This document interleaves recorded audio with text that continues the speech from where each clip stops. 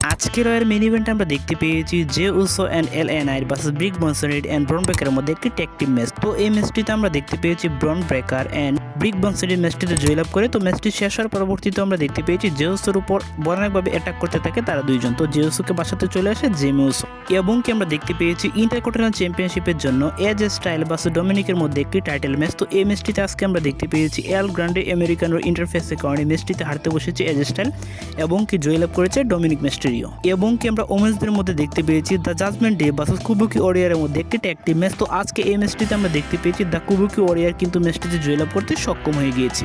এছাড়া আমরা দেখতে পেয়েছি ফিন বেলর এন্ড ড্রাগন লির মধ্যে একটি সিঙ্গেল ম্যাচ। তো আজকে আমরা দেখতে পেয়েছি ফিন বেলর কিন্তু ড্রাগন লিকে হারিয়ে দিয়েছে এবং সেই ম্যাচটিতে জয়লাভ করতে সক্ষম হয়ে গিয়েছে।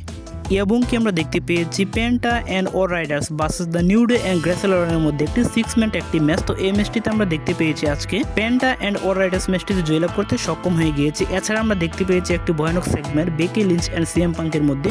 তো বেকি লিঞ্চ কিন্তু সিএম পাঙ্কে ভয়ানকভাবে কিছু স্লপ বা চর মারতে শুরু করে দিয়েছিল এই সেগমেন্টের মাধ্যমে। তো সবাই কিন্তু চ্যান করছিল এজে লিগের জন্য, কিন্তু আমরা ব্যাকস্টেজে দেখতে পেয়েছি রিয়া রিপ্লি এন্ড সিএম পাঙ্কের মধ্যে একটি ঘনিষ্ঠ সম্পর্ক মনে করা হচ্ছে যে রিয়া রিপ্লি সিএম পাঙ্কের সাথে যুক্ত হতে পারে। তো এই ছিল আজকে সম্পূর্ণ বাংলা রিভিউ। ভিডিও ভালো লাগলে অবশ্যই লাইক কমেন্ট এবং কি সাবস্ক্রাইব করে পাশে থাকবেন। ধন্যবাদ সবাইকে।